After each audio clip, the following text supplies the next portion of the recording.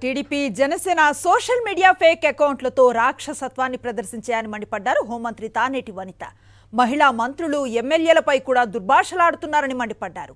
తనపై వచ్చిన ట్రోలింగ్స్ తట్టుకోలేకే గీతాంజలి ఆత్మహత్య చేసుకుందన్నారు. గీతాంజలి కుటుంబానికి ప్రభుత్వం అండగా ఉంటుందని, దోషులు ఎంతటి వారైనా వదిలిపెట్టే ప్రసక్తే లేదన్నారు హోంమంత్రి. ఈ తెలుగుదేశం నాయకులకి, జనసేన నాయకులు ఏదో ఒక అమ్మాయిని ట్రోల్ చేస్తూ ఆ అమ్మాయి మాట్లాడిన దానికి రకరకాలుగా వక్రీకరిస్తూ పెడార్థాలు తీస్తూ ఆ అమ్మాయిని మానసిక క్షోభకి గురి చేసి ఆ అమ్మాయి ఫోన్కే డైరెక్ట్గా కాల్స్ చేసి ఇబ్బంది పెట్టి కొన్ని మెసేజ్లు పెట్టి అలా అంత దారుణంగా చేయవలసిన అవసరం ఏముందో నాకు అర్థం కాలేదు.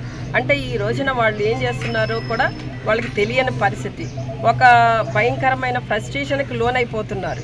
అంటే రేపు రాబోయే ఎన్నికల్లో ఎక్కడ వాళ్ళు పరాజయం పాలవుతారనే భయంతో వాళ్ళు ఈ రోజున ఆఖరికి సామాన్య మహిళని కూడా వదిలిపెట్టకుండా ఈ రోజున ఆ అమ్మాయి మీద ఈ విధంగా దాడి చేయడం, ఆ అమ్మాయిని మానసికంగా ఇబ్బంది పెట్టడం అనేది చాలా దారుణాతి దారుణం. ఫేక్ అకౌంట్స్ పెట్టుకుని ముఖ్యంగా టీడీపీ వాళ్ళు, జనసేన వాళ్ళు చేసే పిచ్చి పనులన్నీ కూడా ఇవి.